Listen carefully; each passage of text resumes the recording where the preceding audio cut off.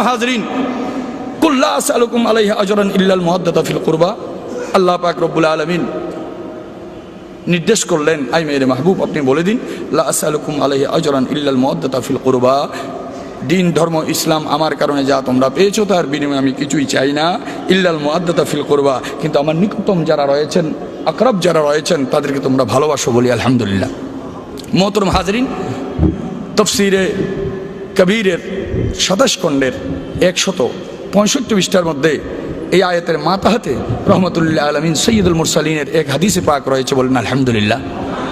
ক্বালা রাসূলুল্লাহ সাল্লাল্লাহু আলাইহি ওয়াসাল্লাম মান মাতা আলা হুব্বে আলে মুহাম্মাদিন ইউজাফু ইলাল জান্নাতে কামা তাজুফুল উরুসু ইলা বাইতি জাওজিহা ওয়া ফুতিহা লাহু ফি কবরিহি বাবান ইলাল জান্নাহ ওয়া জাআলাল্লাহু কবরাহু মাজারা মালাইকাতি রাহমাতিন। উচ্চ আওয়াজে বলি আলহামদুলিল্লাহ। নবীর আলের প্রেমে যারা মৃত্যুবরণ করবে, বিদ্যুতের ন্যায় তাদেরকে জান্নাতে নিয়ে যাওয়া হবে, দুলহা দুলহানের ন্যায় তাজিম তৌকিরের সাথে তাদেরকে জান্নাতে নিয়ে যাওয়া হবে বলে সুবহানাল্লাহ। ওয়া জাআলাল্লাহু কবরাহু মাজারা মালাইকাতি রাহমাতিন। আল্লাহ পাক রব্বুল আলামিনের নির্দেশে 70,000 ফেরেশতা জমিনের মধ্যে নাজেল হবেন এবং ওই নবীওয়ালার কবর, আলে নবীওয়ালার কবরকে মাজার বানাবেন, জিয়ারতগাহ বলি সুবহানাল্লাহ।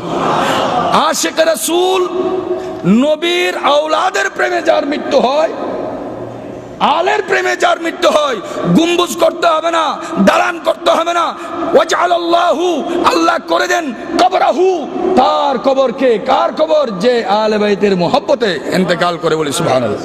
ওয়াজআলাল্লাহু কবরাহু মাজারা মালাইকাতি রাহমাতিন, বলুন সুবহানাল্লাহ। সমস্ত গোলামান মুস্তাফা আহলে বাইতের প্রেমিকদের কবর মাজার বানাই দেন আল্লাহ, বলুন সুবহানাল্লাহ। মোহতরম হাজিরিন, মান মাতা আলা হুব্বে আলে মুহাম্মাদিন মাতা মুস্তাকমিলাল ঈমান। আলে নবীর মহব্বতে যার ইন্তেকালটা হয় তার পূর্ণ ঈমান নিয়ে সে ইন্তেকাল করে, বলেন সুবহানাল্লাহ। মান মাতা আলা হুব্বে আলে মুহাম্মাদিন মাতা শহীদান, সেই ব্যক্তি শহীদ হয়ে ইন্তেকাল করেন শহীদের দরজা, বলুন সুবহানাল্লাহ। মোহতরম হাজিরিন, মান মাতালা বুগজে আলে মুহাম্মাদিন মাতা কাফেরান, তাদের প্রতি বিদ্বেষ রেখে মৃত্যুবরণ করলে সেই ব্যক্তি কাফের হয়ে মরে, বলুন নাউজুবিল্লাহ। উচ্চ আওয়াজে বলি নাউজুবিল্লাহ।